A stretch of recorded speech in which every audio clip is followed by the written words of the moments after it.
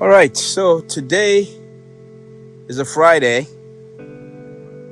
I'm up in Caseville today, and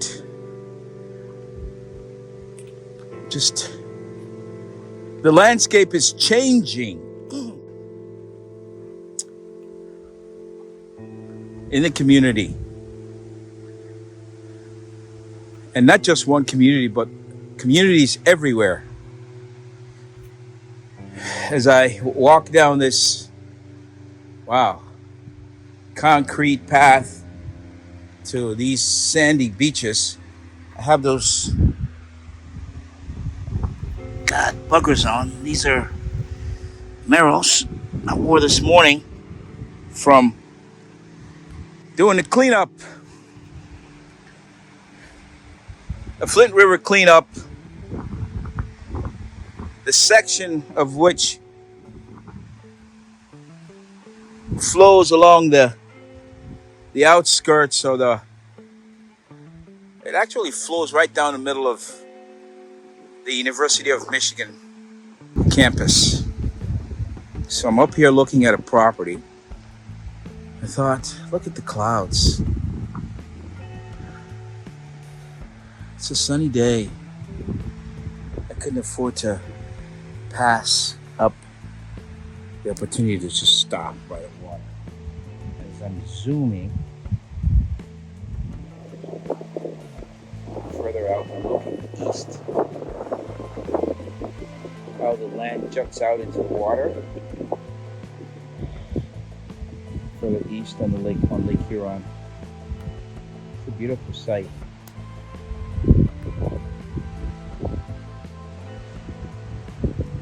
Part of the discussion you just had with an attorney was what they are seeing in the courts today with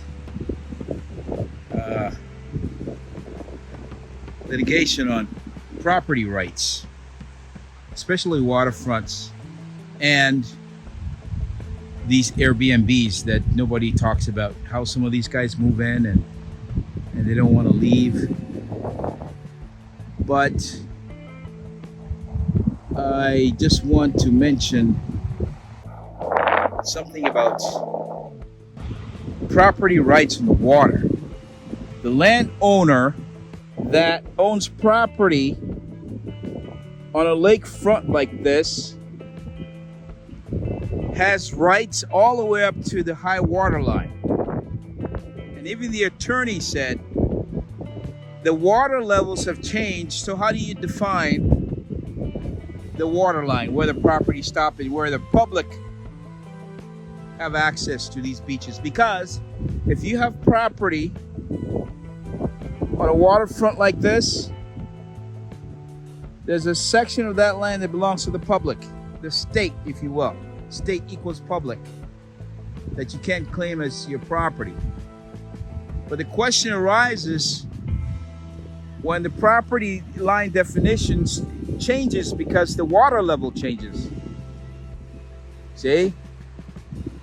So if you're thinking about buying property, he said, attorney, I don't think I want to buy property on the waterfront because some of these people that come to the beaches don't conduct themselves civilly, and you got to deal with that. Anyway, that was just a muse, but I think it's relevant to this conversation. Thanks for watching.